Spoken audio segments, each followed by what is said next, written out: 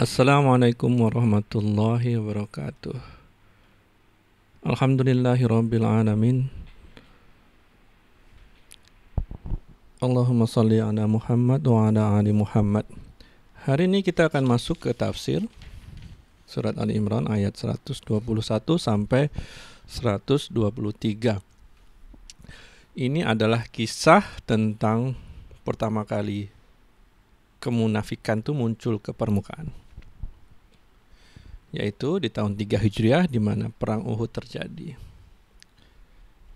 Sebelum itu tidak pernah ada cerita tentang kemunafikan. Dan kemunafikan itu menjadi masalah yang besar. Kita akan ceritakan sambil membacakan tafsirnya. A'udzu billahi minas syaitonir rajim.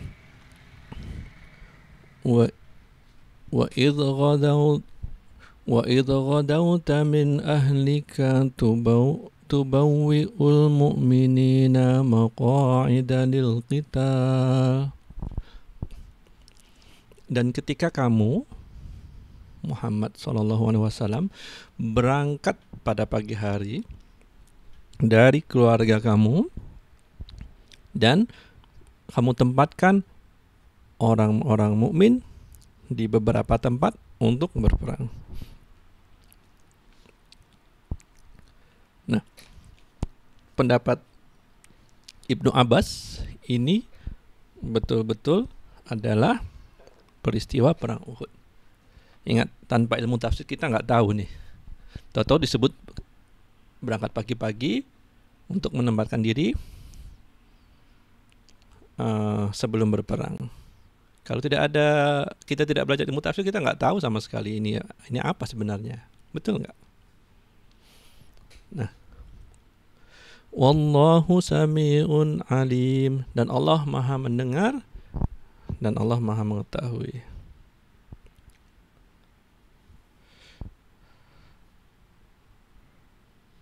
Jadi ilmu-ilmu seperti Sirah Nabawiyah ini membantu kita untuk memahami ilmu tafsir. Saya cerita sedikit tentang peristiwa perang Uhud dari Sirah Nabawiyah. Jadi perang Uhud ini ceritanya adalah perang yang terjadi karena orang-orang musyrik Mekah bermaksud menuntut balas atas terbunuhnya pemimpin-pemimpin mereka dalam perang Badar. Perang Badar adalah perang 300 muslim melawan 1000 orang-orang kafir. Nah, mereka menuntut balas, bawa pasukan yang lebih besar, 3.000 orang. Nah, ketika itu Rasulullah SAW selesai melaksanakan sholat Jumat, kemudian selesai mensolatkan jenazah seseorang dari Bani Najjar.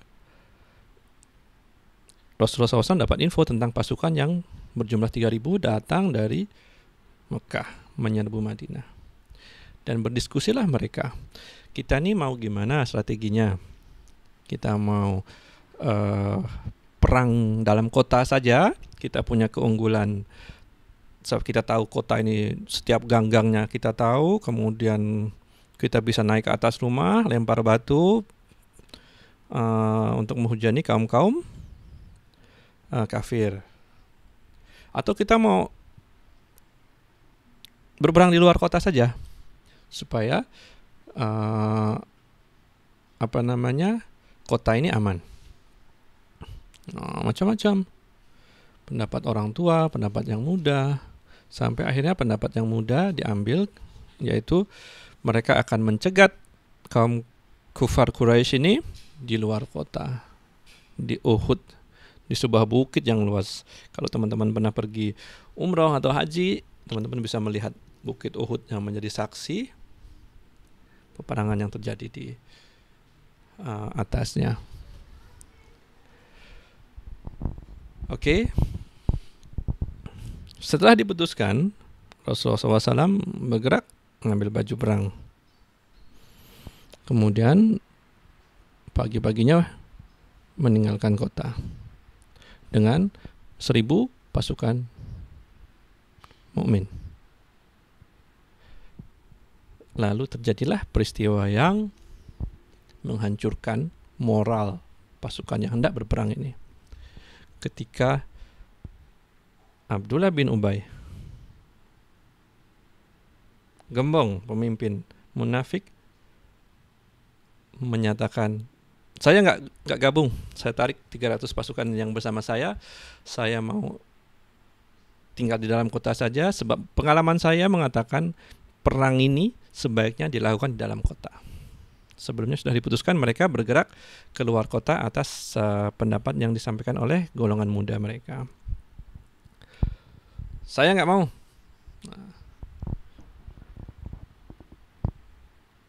Bayangkan pasukan yang harusnya utuh terpecah. 700 pasukan yang tersisa ini tetap bergerak ke arah Uhud. Uhud itu tidak begitu jauh dari Madinah. Nah, kemudian terjadilah peristiwa yang diceritakan dalam ayat ini. Jadi Quran itu dengan sirah nabawiyah tuh saling jelas menjelaskan. Quran itu adalah kalamullah. Hanya Allah yang tahu hal-hal yang gaib. Salah satu hal yang gaib adalah isi hati manusia. Apa yang dikatakan oleh Allah? Idh hammat ta'ifatani minkum an tafshala wallahu waliyuhuma. Ketika ingin mundur dua golongan dari kalian karena takut, padahal Allah adalah penolong mereka. Sebenarnya nggak ada yang tahu.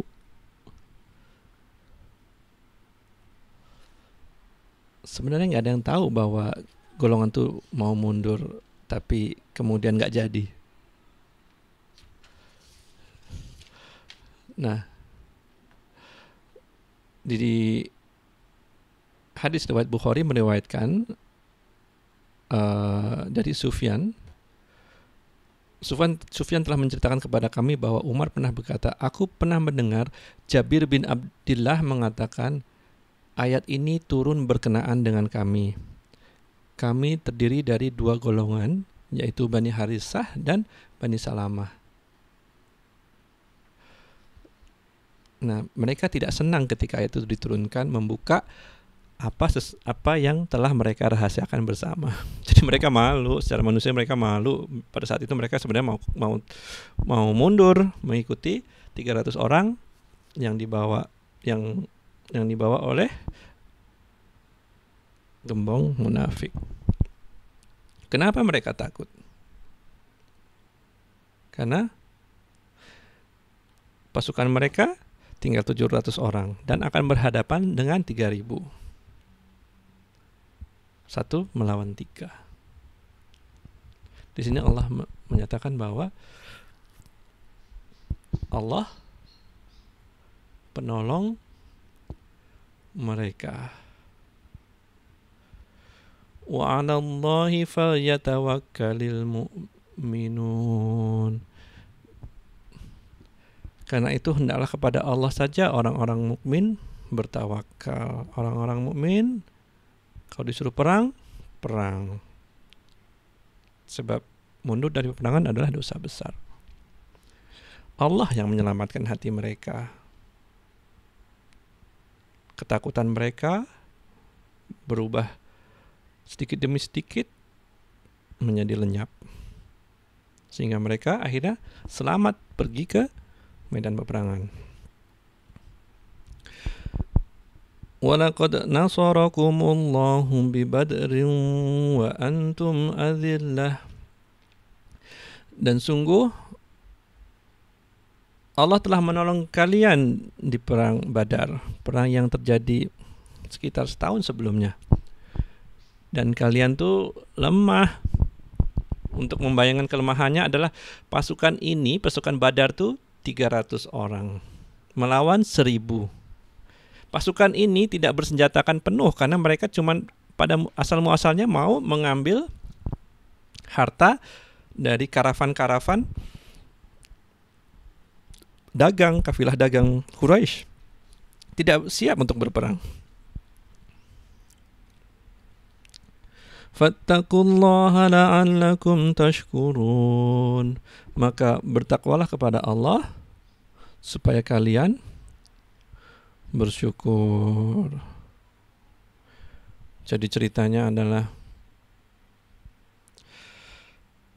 jumlah itu tidak menentukan akan menang atau kalahnya sebuah pasukan.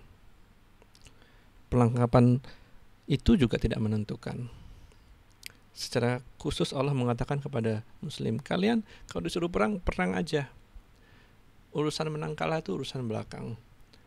Kalau kalian menang, kalian akan berbahagia dengan kemenangan dan harta rampasan perang kalian. Kalau kalian kalah atau kalian mati dalam peperangan, itu lebih baik buat kalian sebenarnya kalau kalian tahu. Nanti di kehidupan kedua kalian akan mendapat pahala syuhada. Baik, nanti kita akan bercerita lebih detail lagi tentang perang Badar ini. Itu dulu. Assalamualaikum warahmatullahi wabarakatuh.